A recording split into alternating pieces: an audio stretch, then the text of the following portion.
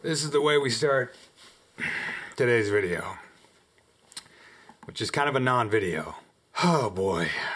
So I've got my the last bottle of beer from my brother. This one is called Crumb Dungeon. I don't know if this is a recipe he got from some existing beer or what this is. I'll have to ask him about it after I do this video. So, you know, I do things in the proper order, right? Here at Tabletop Alchemy, things are always in the proper order. Rowan, get off of that. Get off of there. Yeah, that's today's video. If you can't tell, today's video is not a normal video. This is sort of we're gonna get into it. Let's open this up first, huh? Yeah, that sprayed me in the face. That's all right. Nobody will clip that out and make a weird thing out of it. Yeah. Hello, Rowan. You want some beer? You want some beer? Let's see what we got here. Let's see. Smells good. I don't want to put up the other brand. You know, we have a. It's a glass from Stone Brewing. Ooh, that smells like black bread. Maybe honey. Yeah, like sweet black bread. That's what this smells like. What are you doing? Get out of those boxes, man. I'm trying to talk to people here.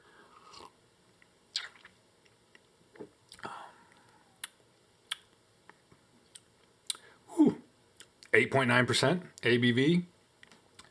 Very tasty. That is a very tasty brew. Oh my goodness, bro. That's good. Thank you very much. Maybe a little too good. This video might go downhill. Or sideways.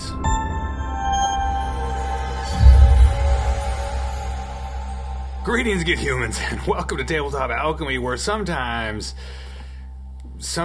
things just get out of hand, and we lose track of the schedule, or I should not say that. That's the wrong terminology. Where I just sort of started failing. That's not right either. Sometimes things just get out of our grasp. They fall apart. Essentially.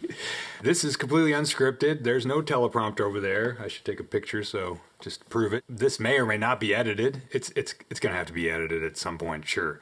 The whole reason I'm doing this today is because I have completely fallen behind schedule on producing my YouTube videos.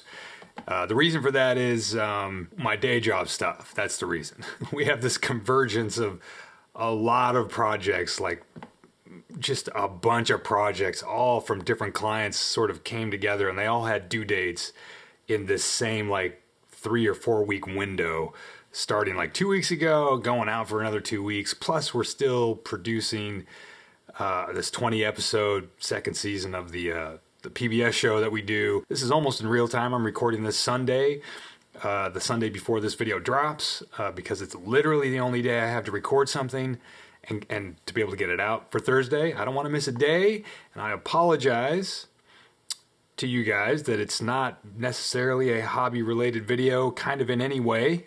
It's just sort of a, hey, I'm sorry video, and I got to thank my patrons for hanging in there because when stuff like this happens, nonsense like this. To be honest, I wasn't really sure how long I'd be able to keep my run up, you know, keep putting out videos. I mean, I really didn't want to miss a week from when I started, and it's been a year and a half. This is episode 76, 77. Without missing a beat, I don't want to miss one. I don't want to leave you guys hanging. So I thought I would do something at least that maybe you guys can, you know, put on podcast style just to listen to while you're hobbying, while you're doing all the cool stuff I wish I was able to do. I've been trying to get the fourth chapter of the Silver Bayonet saga. I've been trying to get that produced for like the last month and a half, and I just haven't had the time to get it done. Anyway, you know, this isn't like a whole, you know, self-pity video or anything. I'm going to get into we're going to have a little chat, a little philosophical discussion. This beer is helping. So anyway, long story short, I tried for a year I did really good with banking my content so that I had like a 4-week lead. So I had like 4 videos in the can ready to go month to month. So I was working a month in advance for videos, which I kind of need. I kind of need that buffer because it freaks me out psychologically to not have that buffer, and then that sort of impacts the work and everything else. So I try to do that. I kept that going pretty good until Christmas happened last year, when I got the whole dizzy thing and all that stuff happened. So I fell behind there, and then the work picked up, the day job stuff, and there's a couple side projects. There's a couple things going on the side that I'm really anxious to sort of talk about. There's one that's I can't talk about it. I hope you guys are all having a great spring, because this is sort of springtime now, right? Most of the northern hemisphere, right? Sort of spring. So I hope you guys are having a great spring. I hope you've been doing good hobby stuff, having fun doing projects and being creative. And I think today I was debating between 2 subjects to talk about for this video, which again, there's no lighting here. I literally am just using my window. You can see all my lights are turned off and everything, because I didn't want this to really, this isn't really a produced video. It's literally just a sit and chat, off the cuff video, like for real. So I didn't want to try to put in too much of the theater, so to speak, and just let it be what it's going to be, because that's what it's going to be. Rule number 1, remember? So I was debating between two topics to chat with you about today. One was the topic I think I'm going to talk about, and the other was a story time video, which is just a story I've wanted to talk about that, again, has nothing to do with tabletop hobby. It's a story from my basic training, actually. A story from when I was in basic training way back in 1989, and it's a story I've always wanted to tell, and but we'll do it in another storytime video, an actual storytime video. It's so weird to say we have storytime videos on this channel. That's so bizarre. For a tabletop hobby channel, we do very little tabletop hobby, it seems like, sometimes. But I'm happy you guys bear with me, those of you that do. This would be so much easier if we were all just sitting around at a pub, hanging out, in my one day off, amongst the crazy due dates and stuff. I gotta go slow on this. I am not, as contrary to popular belief that I probably purport or promote myself, I don't drink a lot of beer anymore. It's kind of weird. I will always have a beer if I go out to a restaurant. I really do like beer, but I just don't drink a lot of it at home by myself anymore. It's just a simple fact. I really don't inebriate in the ways that I used to. And it's maybe just a thing getting older. I don't know. Makes me tired, I guess. If I have too much alcohol in the middle of the day, I get sleepy. I don't know. I also have tended to not like the way that, when you get inebriated, whether it's a little bit or a lot, whatever, but, you get a little inebriated, you start to feel good about things, you sort of overhype things in your mind, you sort of feel good about certain things. For me, I should make sure that I'm, understand I'm talking just about me, and if I get a little inebriated on whatever substance there is, legal, whatever, I feel like you get these ideas, you're like, oh, it's gung-ho, and I'm going to do this, I'm going to do that, and then you wake up the next morning, you're just kind of like back to normal, and it's just like whatever. And I kind of started to sort of resent that feeling, as vague as it might be sometimes. I don't want to get overhyped. I want to actually do the stuff or really be excited and actually get stuff done. Okay, I want to talk about determinism. Determinism is the theory of it's a theory of a deterministic universe versus, say, I think the opposite is a chaotic universe. The opposite philosophy or thought experiment is that order arises from chaos, that out there in the universe or in life, true chaos exists, and then from chaos comes things that appear to have order, which things, man, I don't know, it's always bothered me. I'm like, I don't know, man. I don't know about this idea of order coming from chaos. I mean, if it's true chaos, how can you have order come from it? And if order can come from chaos, then order that the fact that order exists must mean that order is I, obviously I don't know what I'm talking about. I'm not a philosopher. I'm not a doctor. I'm not a wise person. I'm just a numbskull that sits in front of a camera and jabbers while he drinks beer. I don't know anything. But it seems to me that I don't understand now. I say all this knowing that there are plenty of things out there that I can initially go like, well, that doesn't seem logical to me, or how can that be? And then of course it turns out to be true or real, or that is how things work. And that is, so I'm aware that the fact that I just don't think there's a way that order can come from chaos without order being even underlying the chaos in some way doesn't mean that's true at all. Whatever. So this is just my ramble about determinism and the possibility of a deterministic universe. And I find this idea fascinating. I really, really do. And I actually think about it literally every time I go out to go out to a work day. And it's because of streetlights.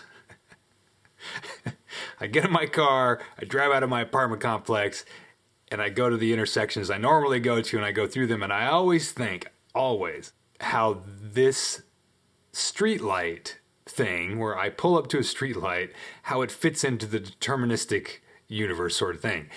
I'll get to why the streetlights engage that or bring that up to me every time I do it. So for the first time I even encountered the idea of this deterministic universe, I just one day had a thought. I actually had a thought. I was thinking about the dinosaurs.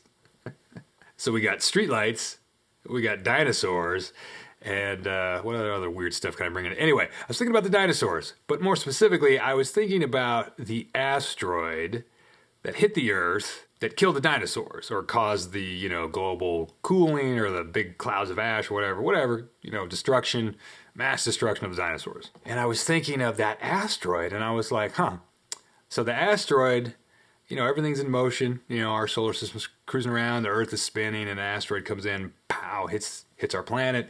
And I was like, okay, so I was just thinking about the asteroid, and I was like, gee, I guess you could well, I wonder where that asteroid came from. Like in the universe, like geographically where it came from. And then I was thinking that, gee, I guess you could trace the path of that asteroid back through space and time, like all the way to whatever it originated as. Like maybe it was a chunk of another planet that blew up or whatever. I don't know how asteroids are formed. However it got formed, right? And it was sent on some trajectory, and that trajectory through space and time was impacted by gravitational forces that it kind of flew by, which, made it cruise on a curve, and it turned left here and it turned right there, and it spun around this planet, and it eventually ended up, going through this massive time and space universe thing and ended up colliding. It's like a piece of sand colliding with a marble, inside of something that's the size of the ocean, right? But the fact that you could trace this all back using standard physics, right? Mathematical, whatever, you could physically measure the trajectory of this piece of rock through the universe and find out where it came from. And that piece of rock, right, got launched or started its journey however many billion years ago, right? All to end up smashing on Earth. Okay. And I was like, okay, so if you could map all that stuff back, it's just geometry, right? With gravity and stuff. I don't know. Somebody out there's probably yelling at me. No, jackass, it's not just geometry. It's cosmological space-time continuum, Einstein stuff. Yeah, I know, I get it. But the fact remains that it's kind of like a pool ball, right? When you play pool, billiards, right? It's all geometry and gravity and forces, right? So if you could trace that all the way back, that rock that hit Earth, you could trace it all the way back to the Big Bang, to the beginning of the universe. We don't really know if there's a Big Bang, but maybe there is, whatever. But the idea that you could trace this all the way back to the beginning of the universe is astounding to me to think about just from from what that implies, right? That's the deterministic universe idea.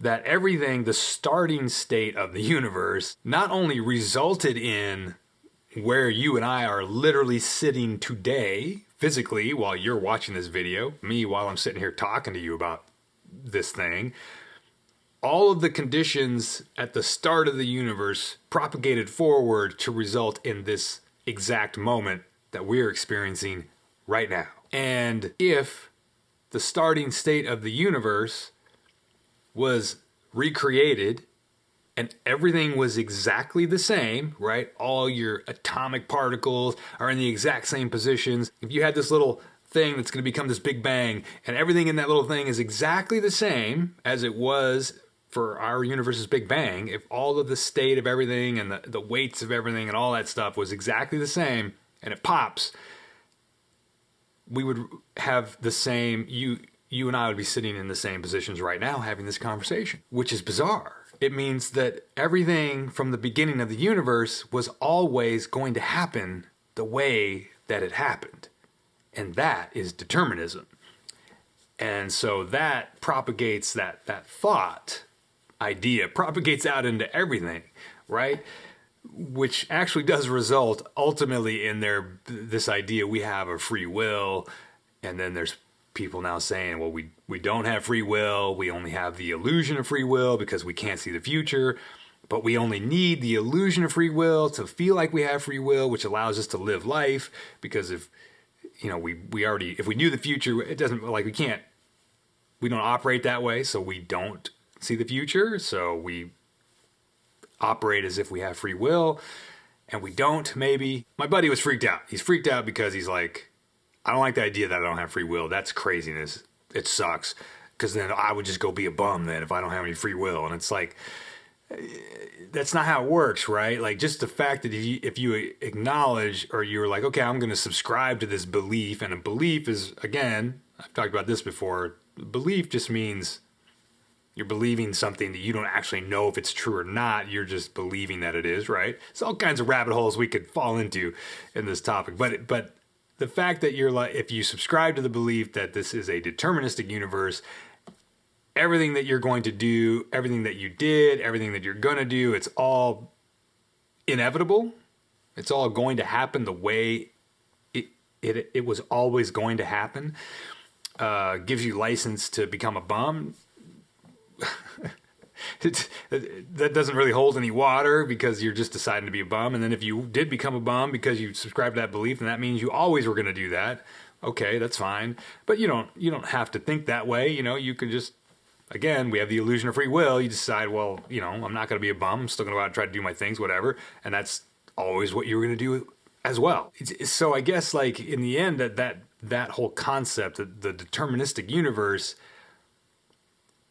implies to me, and I suppose this is part of that whole philosophy or the theory, is that, yeah, there is a fundamentally underlying our universe, even where things look crazy and chaotic, there is a fundamental order to things. Like, a quick example I might make to illustrate sort of like something that appears to be chaos, but really does have an underlying order, but it appears to be chaotic, and then you can see how order comes from that chaos, is literally looking at a pile of Lego. Now, a random pile of Lego is one thing, but let's just say, for the sake of just this example, you took like a Lego set, right? Like, oh, I've got boxes of Lego sets over there. I don't want to get one because I'm lazy, essentially. So let's say you had a set, and you open the set and it comes in little bags, right? And you have the instructions. But let's say you popped open all the bags and you threw all the bags into a giant bowl. And you dump that out on the table. And you're like, there is a pile of chaos. And anyone who looked at that would just say, that's a random pile of Lego. That is chaos. It's a pile of chaos. But then you just get out your instruction booklet, and then you follow the instructions, and then you build this thing, whatever it is the set was supposed to be. You build it, and it is literally order coming out of perceived chaos, right? So maybe that's what the universe is. Maybe there is stuff out there that looks like it's pure chaos, but we just haven't seen far enough or even can, our perception isn't wide enough because we're just three-dimensional beings. I don't know. We can't see the underlying order that's underneath even the chaos. But I don't know. There's a lot of people are going to argue against that. Sure, that's fine. And I have no idea. I really don't know. But the fact that you can trace that stupid dinosaur asteroid all the way back to the beginning of the universe, that is pretty intriguing, right? Now, how does this relate to stoplights? Every morning that I have a day job gig to go to or do something for the day job, whatever, right? I to get to the freeways, I go a particular route to get to the freeway to go off and do whatever I'm going to go do, right? So I follow the same path, the same roads from my apartments to the freeways. So when I get in my car and I drive out of my apartment complex, I have there's a couple of four-way stops I go through, like there's two or three that I go through, and then I hit a street light. Now I always hit the same, so whenever I go that way, I hit the same street light. And of course, street lights typically run on timers. I mean, some of them have the weighted plates, right? Of course. But typically there's a pattern to the streetlight turning green and red. I don't know, maybe some of you had the same thought like me. So every time I get up, I get in the car, I drive out there and I hit the intersection. And, maybe 30% of the time I can actually hit that intersection when it's green for me and I can just cruise through it. Most of the time I have to stop and wait because it's a red light. And then I just sit there and I go like, almost every time I do this, I sit there at the light and for 2 seconds I go like, oh yeah, it's weird. Like if I'd have left 2 seconds earlier out of my apartment door or 10 seconds later, maybe I would have hit that green light, It's like, that's determinism because you can trace all the decisions and everything back to like the moment I walked out of the apartment door. Like what time was that? And then what time did I hit that intersection? And I got there when it was red or green. So everything is dependent. The future is entirely dependent on the steps or the happenings of the past, right? The events of the past determine the future. We make decisions, but sometimes maybe a lot of times, we make decisions unconsciously that we're just defaulting to whatever our own internal programming is or whatever, or because we had experiences when we were a kid. So maybe fate is real. Fate is just the where you're going on your trajectory that's already mapped out. It's already done. Everything, your life, my life, everything we're going to do is literally going to be what it was always going to be. I think that's trippy. I just think that's fascinating. You can just look back, at some point, if you could zoom out, you could see this multi-dimensional plan of the universe, and the whole plan is there. Like you could map it all out from the beginning to the end based on just the physics of mapping things out. And if we knew how people's brains really worked and how they make micro decisions and everything, right? You could map all that stuff out, which I think is I think it's far out. I don't really know. It doesn't bother me at all. In fact, the idea of order arising from pure chaos just sounds kind of like nonsense to me, which doesn't mean it's not true. It could very well be true. And I just, just doesn't feel right to me, which doesn't mean anything. There's a lot of things that I'm surprised to learn, like, oh, that's how something works?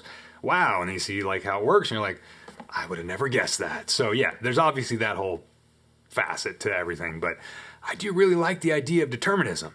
I think it's not even like I like it or dislike it, really. To me, it just sort of just vibes with me, like the vibration of that theory seems correct, but it could be totally wrong. I don't know. What does this mean for us? What does it mean for our hobby? Nothing. It means absolutely nothing. We're just living our lives and we're just doing things. It doesn't really impact anything. And that's kind of neither the chaos theory or the determinism theory neither of those are really provable, or at least have not been provable at any point yet, either way. So there's not really any knowing, but it doesn't really matter, right? It's not, like I said, the fact that if we subscribe to the belief of determinism doesn't really impact how we are going to do things necessarily. We're tiny humans on a tiny, tiny, tiny rock in a vast ocean of space and a vast ocean of possibilities. I don't really know if this whole determinism thing was interesting to you or not. Just let me have a little more beer and we'll be good to go. I hope you guys have a great week. I don't know what's going to happen for next week's video. I don't know. Go have a beer. Go have a beer. And or your drink of choice. Non-alcoholic. Have a spicy lemonade. Not from Starbucks. I guess the only other thing I wanted to say for me, as much as for you, is hang in there. Nothing lasts forever, right? We have the ups and downs of the roller coaster. They are what they are. So hang in there. Try to enjoy life as much as you can. Nothing lasts. We don't last. Someday, we ain't gonna be here. You and me. Someday we ain't gonna be here. Is that unsettling? We'll stop there. Okay. See ya.